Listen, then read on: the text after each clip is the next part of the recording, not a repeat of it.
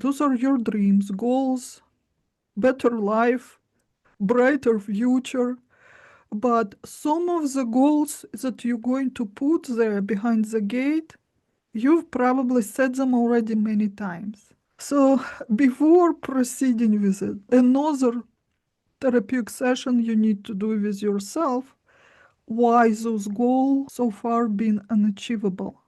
Because just moving the timeline for that goal, it's not helpful if haven't happened before and you already tried few times.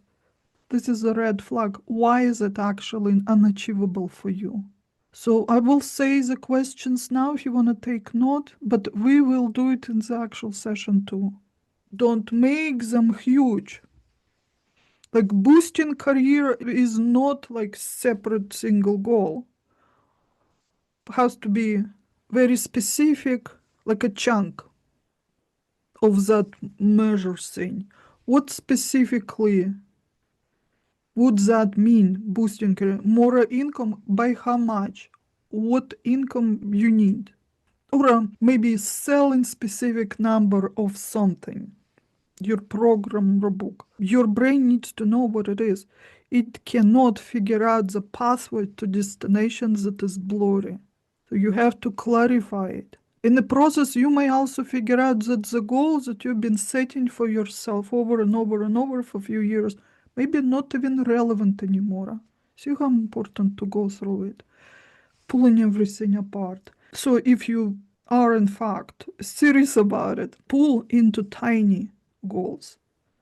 Measurable, real, very clear, very specific. And then you're going to analyze each of them separately. Series of questions you'll have to ask yourself. What will happen if I reach that goal? Moment of honesty. I'll be happier then, or I'll be able to afford more things. You really have to be in that meditative state and place yourself there and listen not to what your ego tells you, but what's running in the background, that little voice. If I make more money, maybe my husband will stop making effort and I will be pulling all the weight. It can be completely illogical. If I'll make more money, all my relatives will be relying on me more. Maybe I don't want those responsibilities. Or maybe it's a betrayal to my family. All my family members were poor. All my ancestors were poor. It's as though I'm leaving them behind. Logically, you're not. It's better for everyone if you succeed. But that's inside voice. It's never logical. You really have to pay attention to those little things and figure them out. So you write it out. What will happen if I don't achieve this goal? Well, you know that from experience. What happened before when you didn't achieve it? So what you gain and what you lose. And you may figure out after some digging what's actually holding you back. Then you'll just have to reframe it and do over.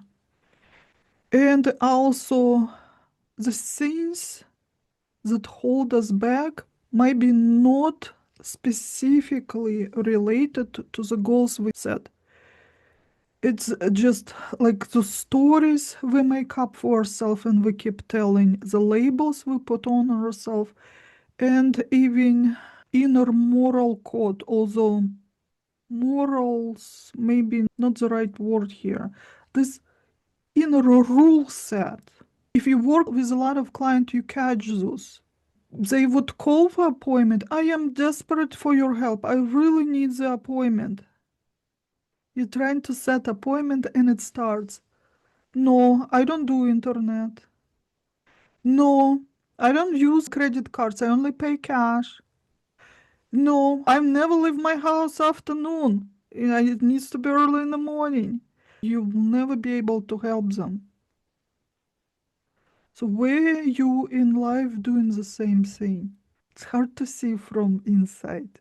It's That's why we need to go to therapists at least once in a while. Because the system, we as human beings, the system cannot really see itself. It needs the outside view. The outsider doesn't need to be smarter or more skillful, but just once in a while you need the outside view on what you're doing. Another example that's actually more related to abundance that the earth can give us. How do we say no? When you say no to many things, not what you think you're saying no to. So party I went to. The host that invited me tried to refer this new lady that I was supposed to meet at the party for therapy to me. She needs help. She's been looking for a hypnotist. So and so, like, yeah, welcome. We'll work it out. So anyway, at that party, this lady comes. Dinner time. Everybody was set tables. Everything smells amazing, looks amazing. Looks like everything's been done from scratch. She probably put like few days into cooking. So the other lady sits down and it starts. I don't need that. There are oxalates. I don't eat meat. I'm vegetarian. I don't eat that. It creates mucus. She said no to everything. So after a while, the host just gave up and stopped offering these things. She was sitting entire dinner with a empty plate. Everyone were uncomfortable. But the problem is not just that. The problem is how you do anything. This is how you do everything. To what other things you say no without understanding. All the food that is coming from earth, this is just a part of abundance and wealth earth is able to give us. It's all one flow. You say no to part of it, eventually you're going to just shut down that entire channel. It's it. This is very important to understand.